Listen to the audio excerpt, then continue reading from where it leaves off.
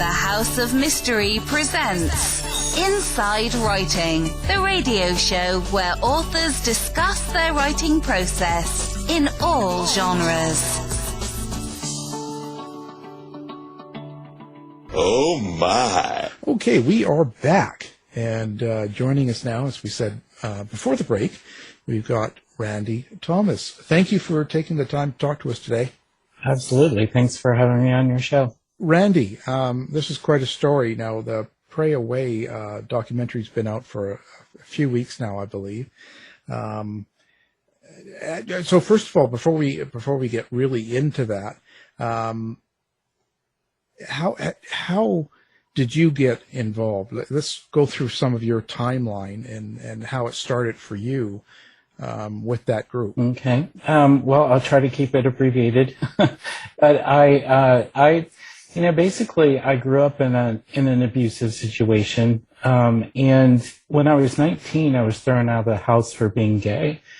And at that time in my life, I was out, but I was forced out of the closet, and I was homeless, and I really didn't have any adulting skills. So I went into a party scene that was really kind of dangerous and dark and all this kind of stuff. And so I went from one bad environment to a different bad environment, but it felt better because there was drugs involved. So I was out in the 80s, but I was not a healthy person.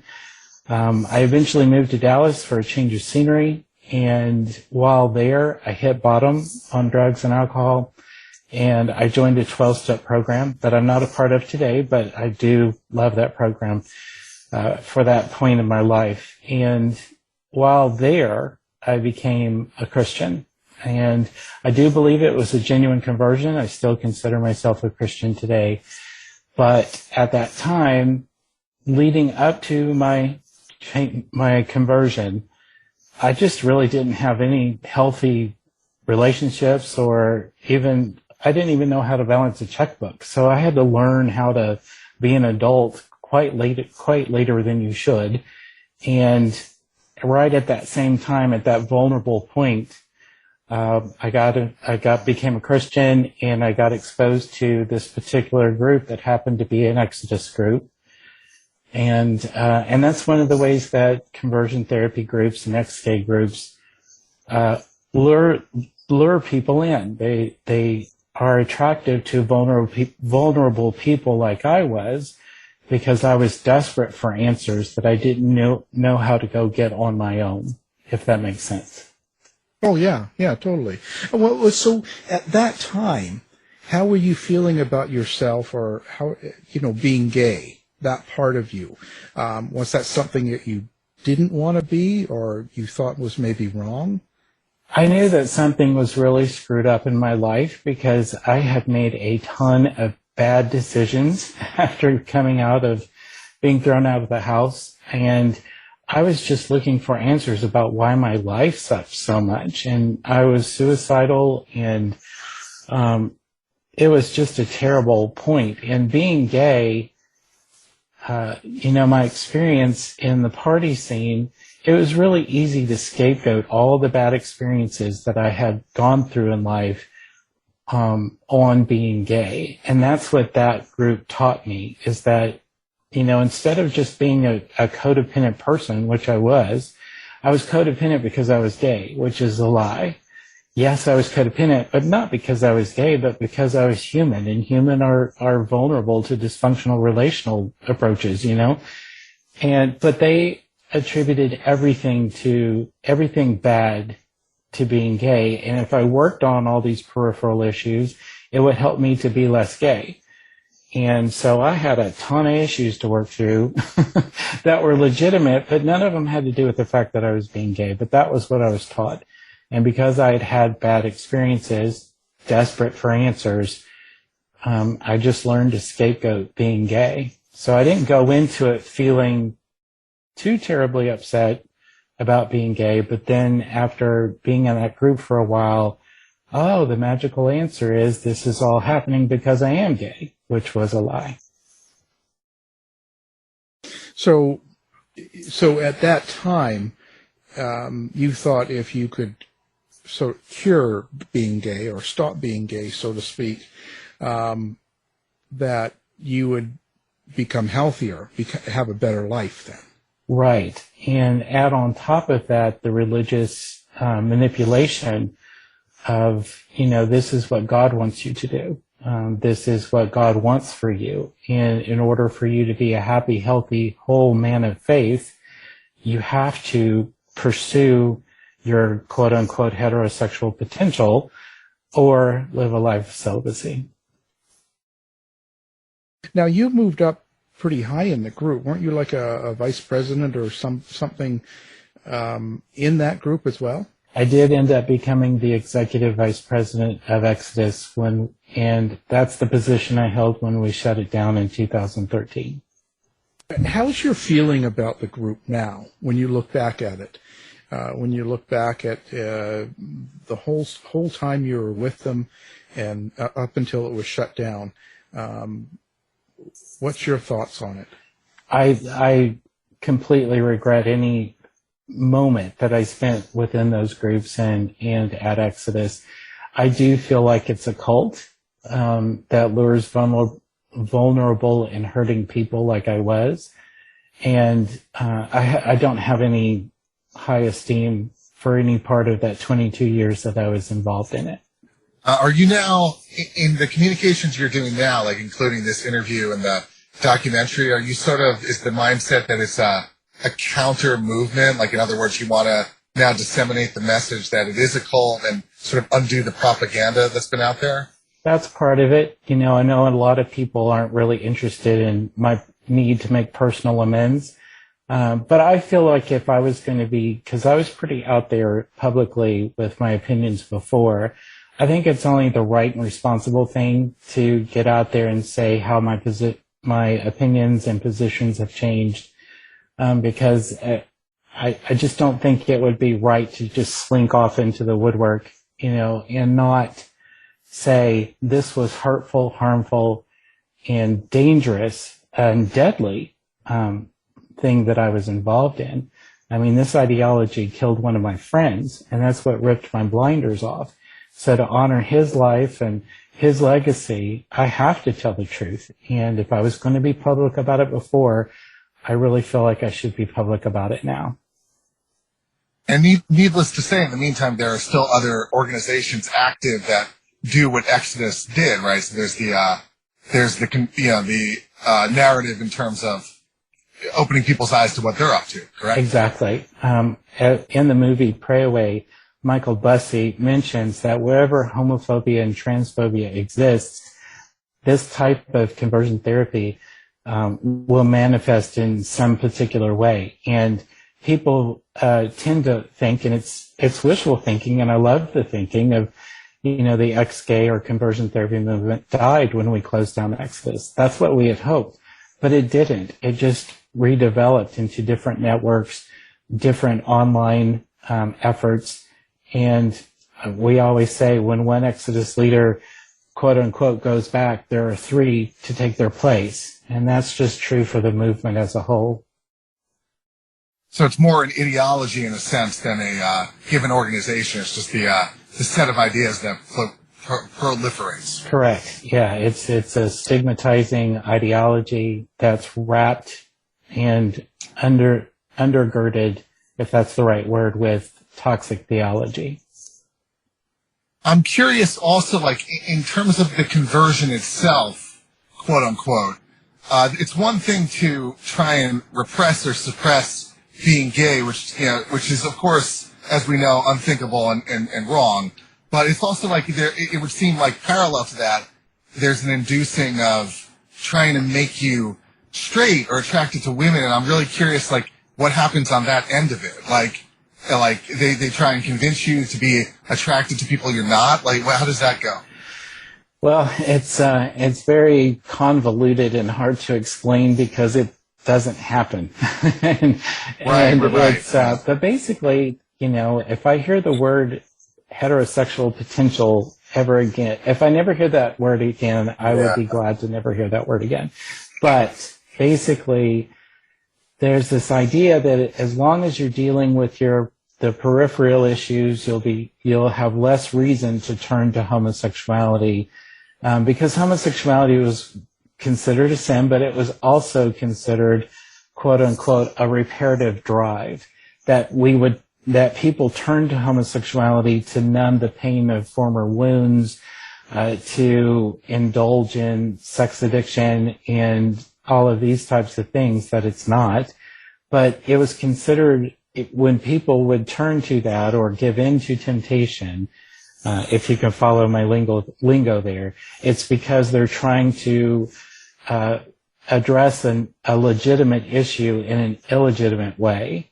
And if you start dealing with the legitimate issues in your life, you won't have to turn to that anymore, and you can start to realize God's creative intent, quote unquote, with heterosexual relationships.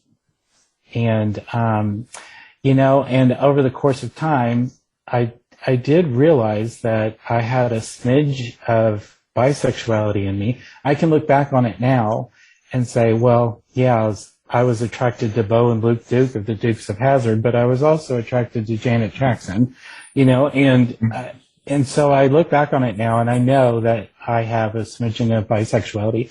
But when I realized that during the program, or while I was in that world, I thought that was change.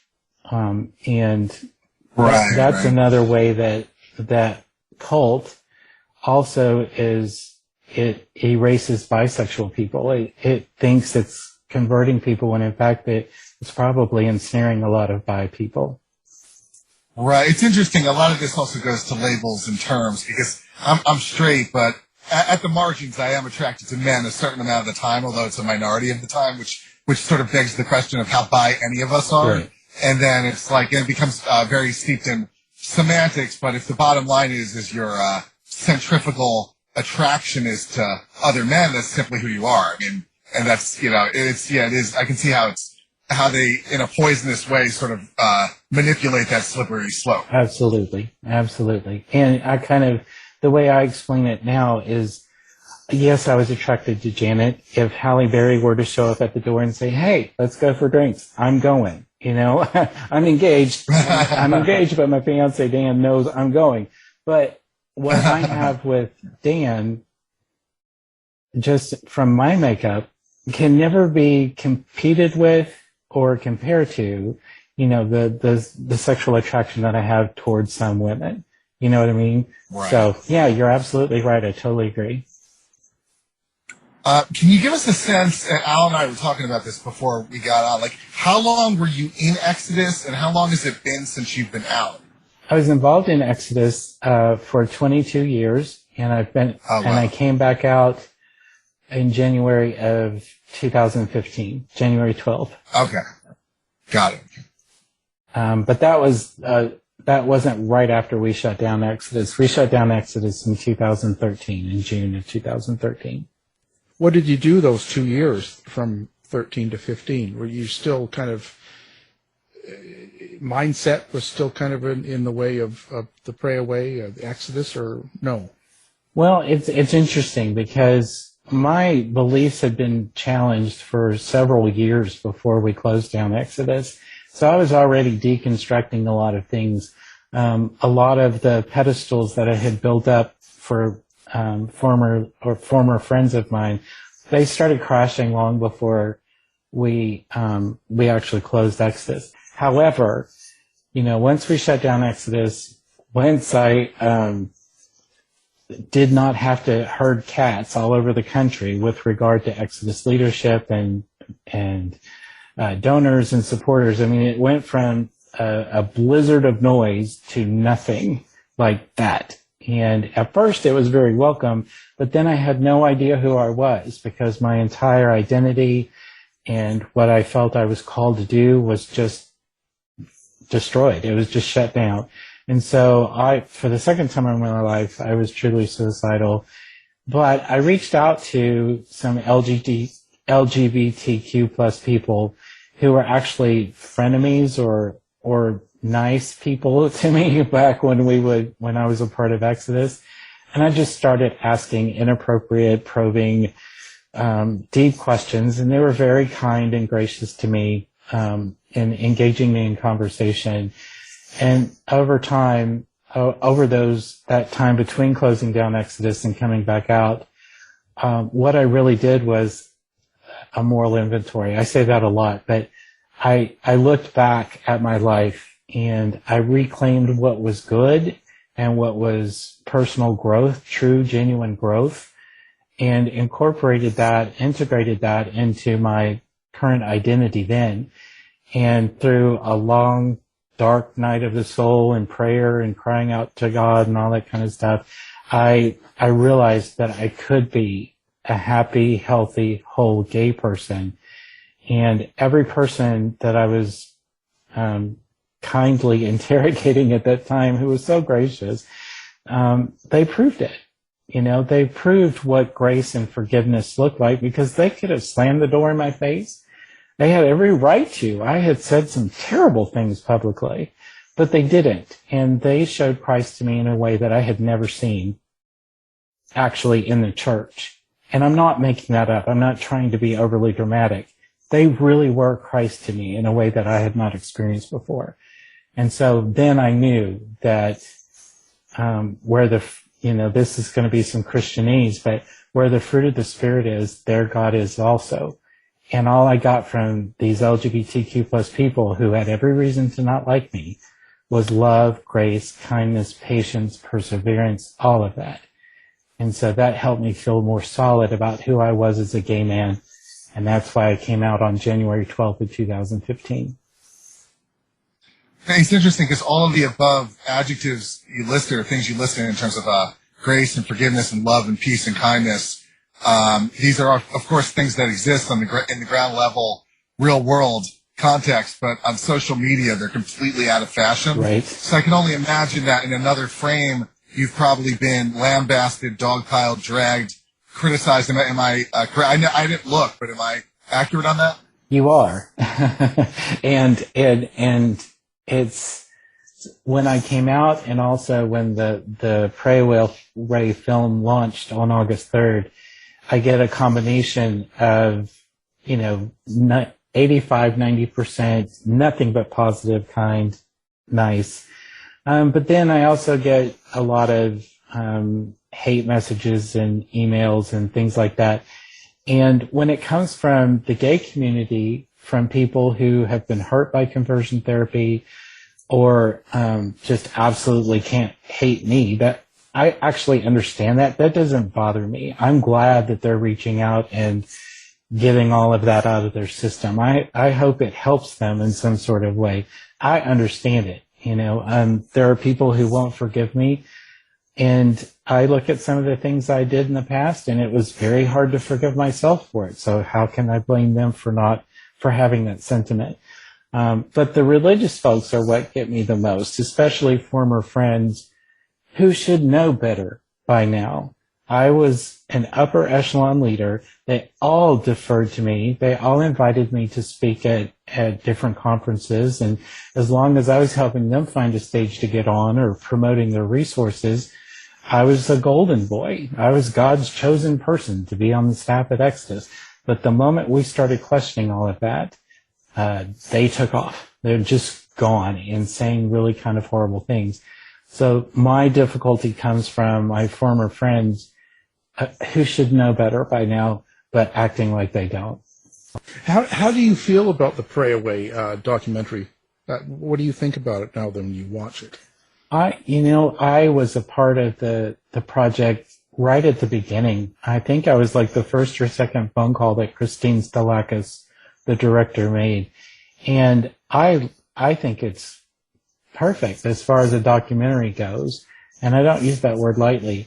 I love how she allowed us to say our own story. She didn't narrate it. She didn't impose what we had to say. She just knew how to ask questions. And I love that every person, including the current ex-gay leader, she allowed us to speak for ourselves. And the story tells itself. It's like the film has its own voice, and she didn't impose her own on it, which a lot of documentarians do, and sometimes it works. But in this particular situation, I absolutely love that she allowed us all to speak with our own voice.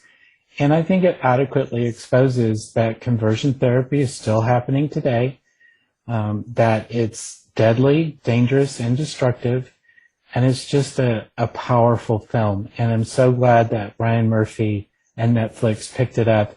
And I believe it's saving lives every single day. You know, it's interesting. What is it you hope people take away when they watch the film? There's so much. First and foremost, it's for that vulnerable person, that person who is considering going into a conversion therapy group or going to a conversion therapist or ex-gay ministry, and they see the truth of how dangerous and destructive it is, and it changes their heart and mind to be able to know that there is a big, wide world out there, and there are a lot of resources available now for LGBTQ plus people to find their place. If they're people of faith, they can find their place in an affirming church. If they're not, they can be affirmed and loved and respected and helped in any number of ways now. And so my first concern is that.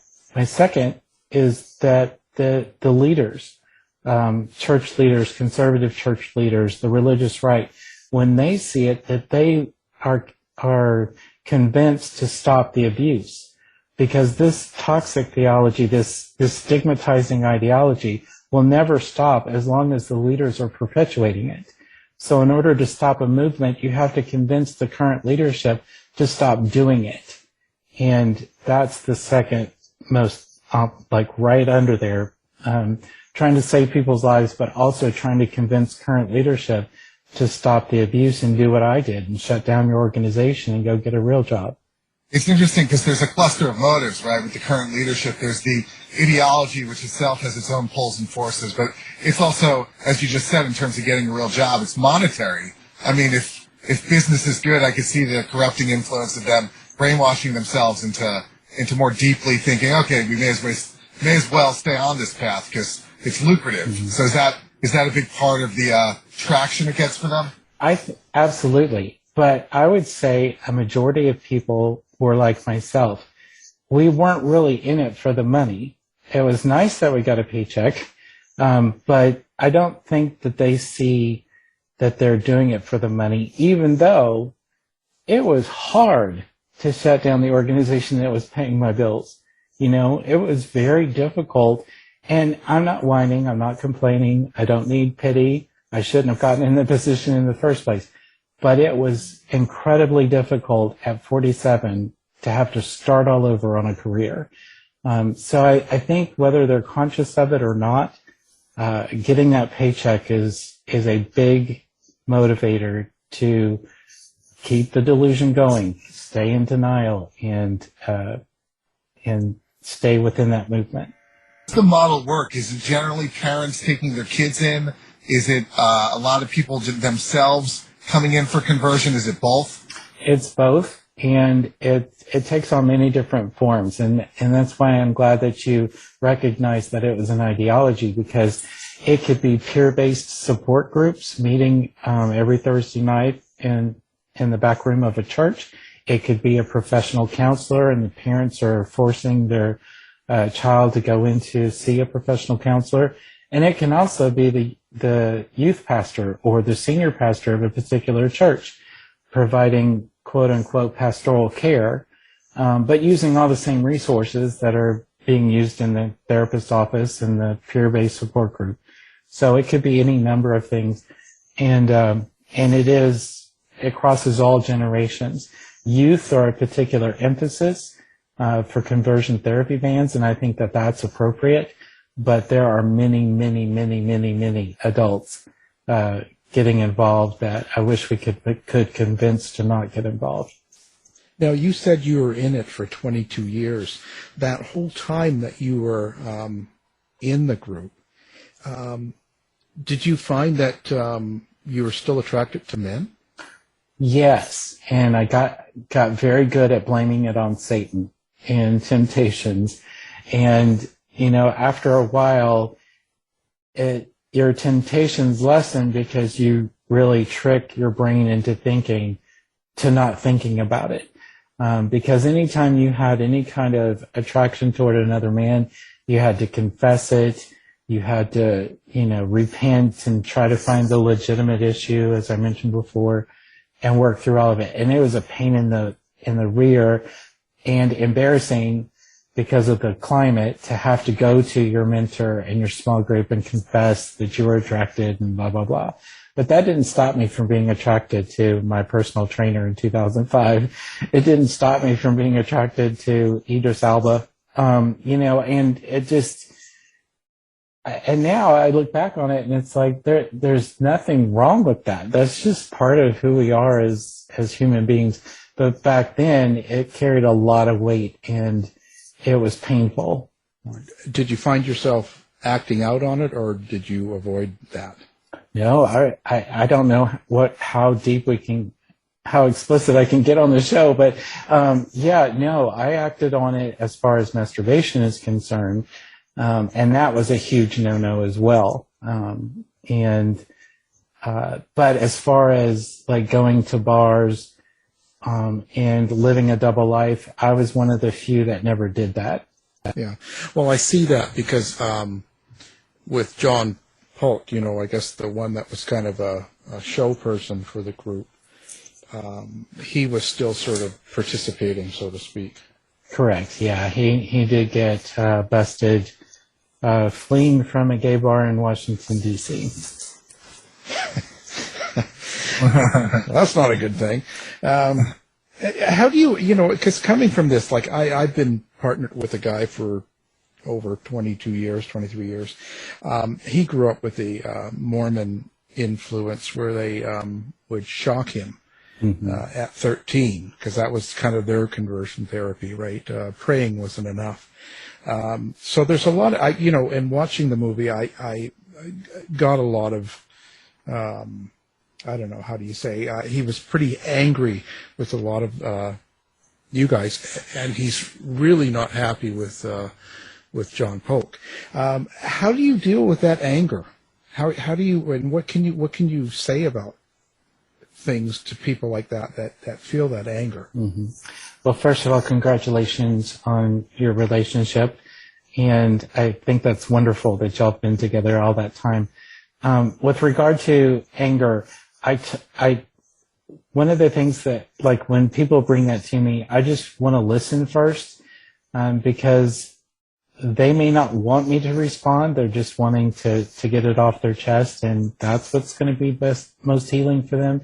Sometimes, where it's appropriate and they want me to, I will, ask for forgiveness or apologize or make amends in whatever way is best for them. Wherever I can be a source of healing or encouragement or asking forgiveness, I try to do that as well. But I also get people who, they're like, don't say a word, I'm going to give you a piece of my mind, and that's going to be it. And that's fine too. I want to do whatever is best in the moment to help that person, and the only way I can do that is by listening to them first.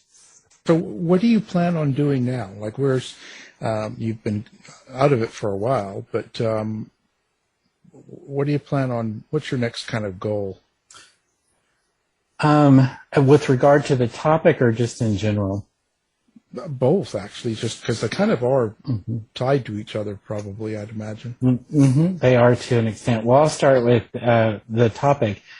Wherever the door opens where I can speak out against conversion therapy and ex-gay ministry, I'll take it. I really believe in it that much. And I do that, I had an organization, but then I realized that I didn't really need an organization. I'm just me, and advocating against conversion therapy is something that I'm going to do no matter what. And so wherever that door opens to be able to end conversion therapy, I want to be a part of it if it's going to be helpful.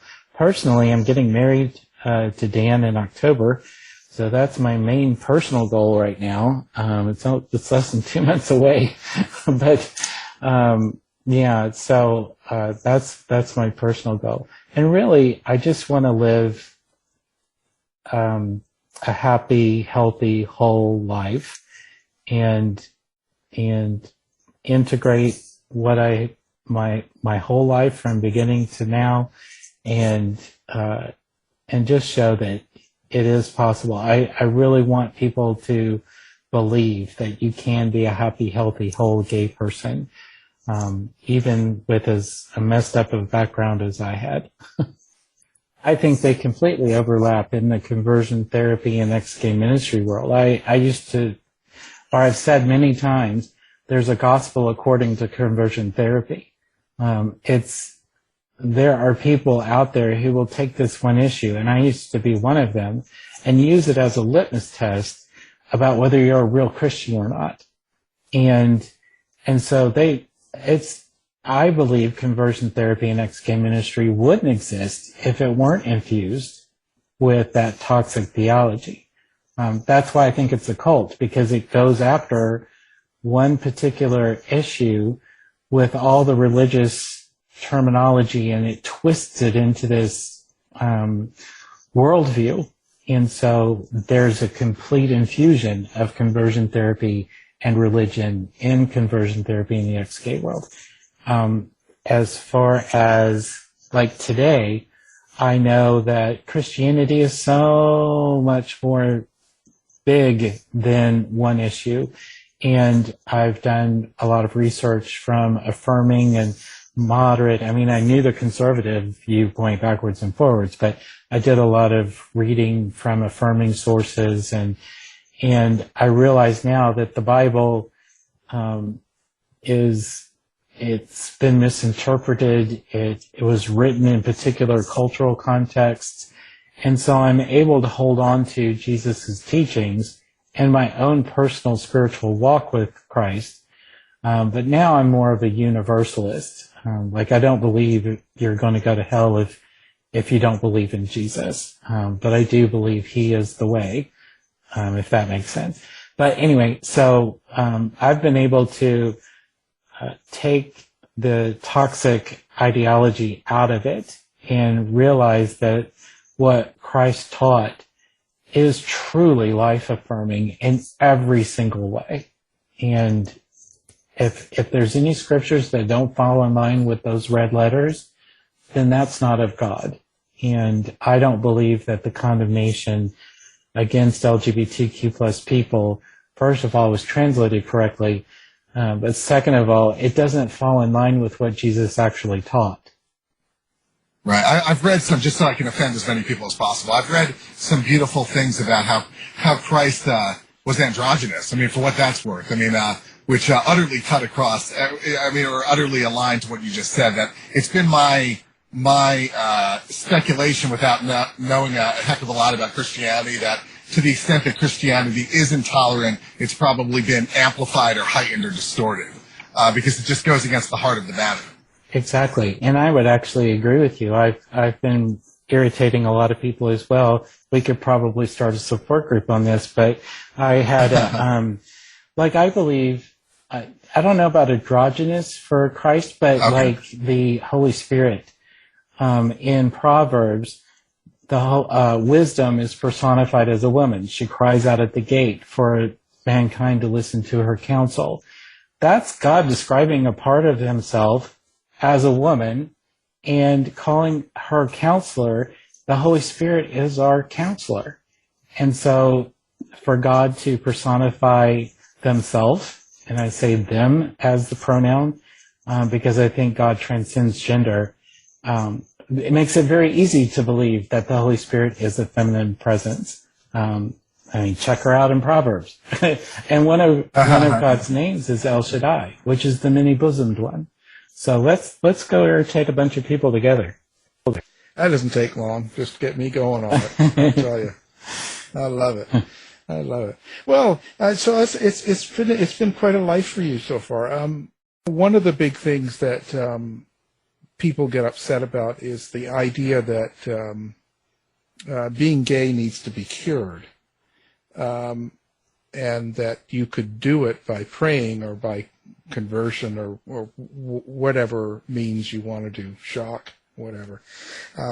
What's your thought on that? How do you answer that? What I would say to people is that there's nothing wrong with being an LGBTQ plus person. If you're a person of faith, our God transcends gender, transcends sexuality, and is manifested in a myriad of ways in our world. And being an LGBTQ plus person is one of the ways that I believe our Creator brings beauty into the world.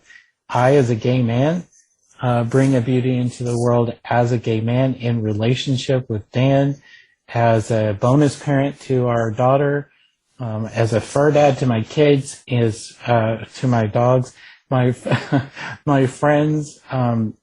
That's part of how I bring transcendent beauty into the world. A trans person, a non-binary person, a lesbian, a bisexual.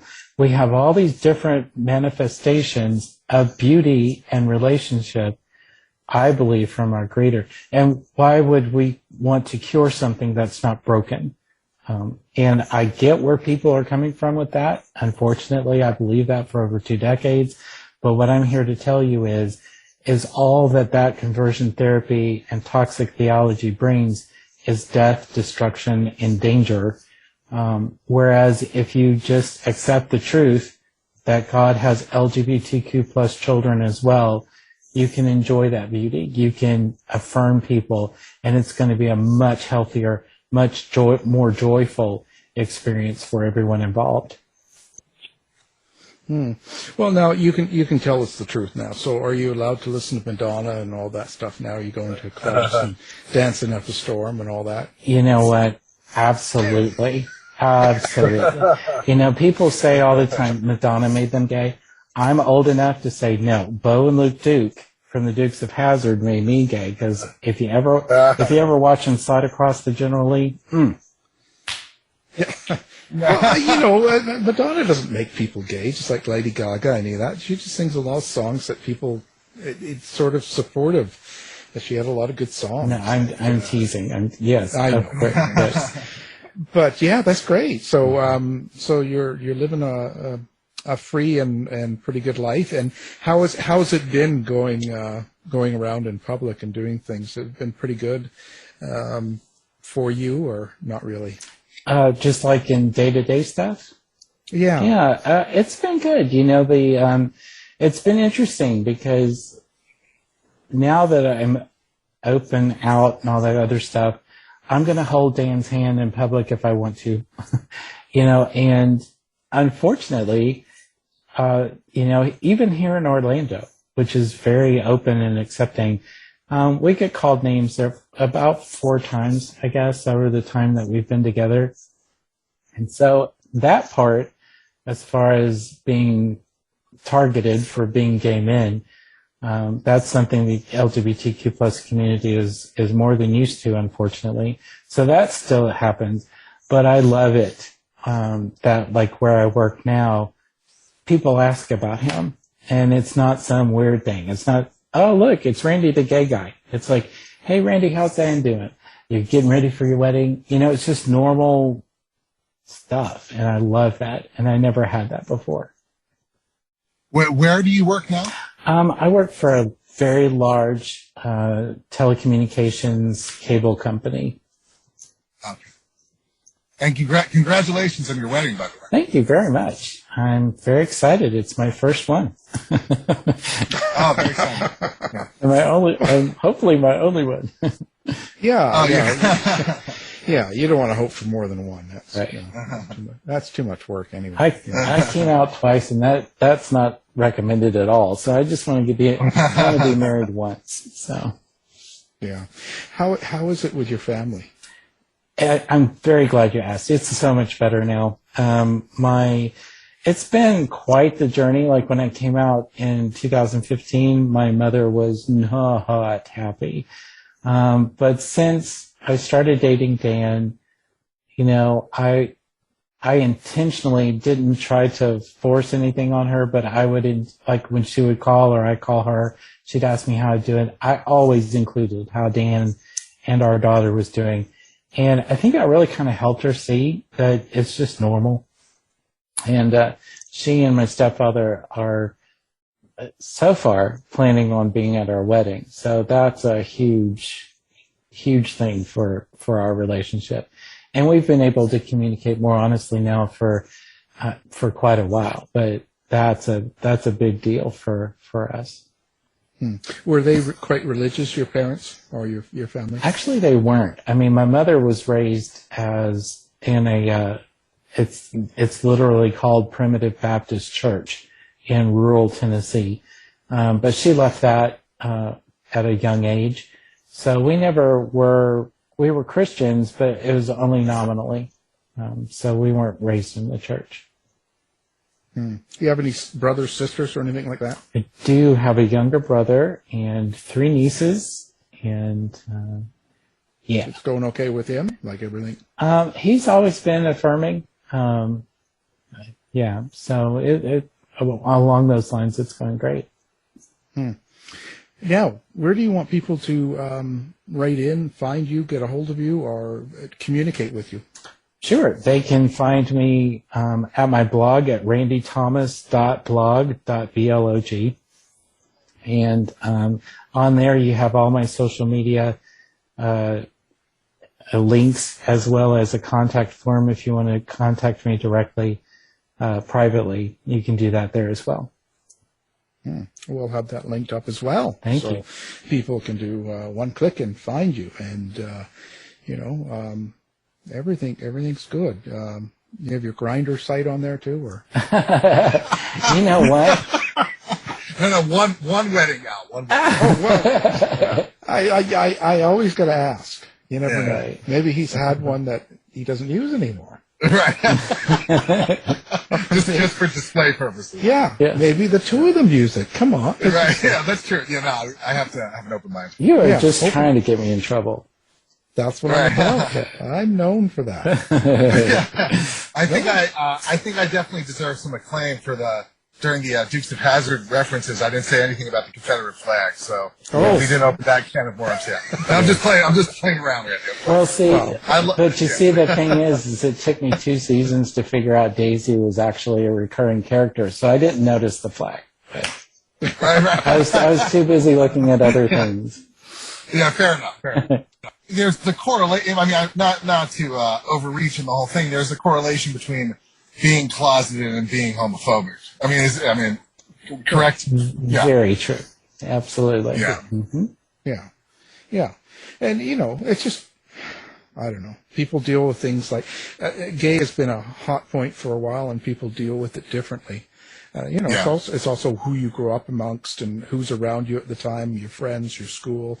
There's a lot of things that get involved. I was always lucky because I was growing up in school in Vancouver in Canada, and it was pretty open. So different world, different world. Yeah, it's not luck of the draw on so many levels, like your environment and your culture, and Yeah. Go to grad with a guy. yeah, That's just that was unheard of across the border. Well, it's been great. So we really appreciate you taking the time, and hopefully the backlash isn't too bad. I'm sure there will be some. Yeah. I'm looking for it. And anyway, our guest has been Randy Thomas from Pray Away and Exodus. Thank you for being here. Thank you very much for having me. I really enjoyed the conversation.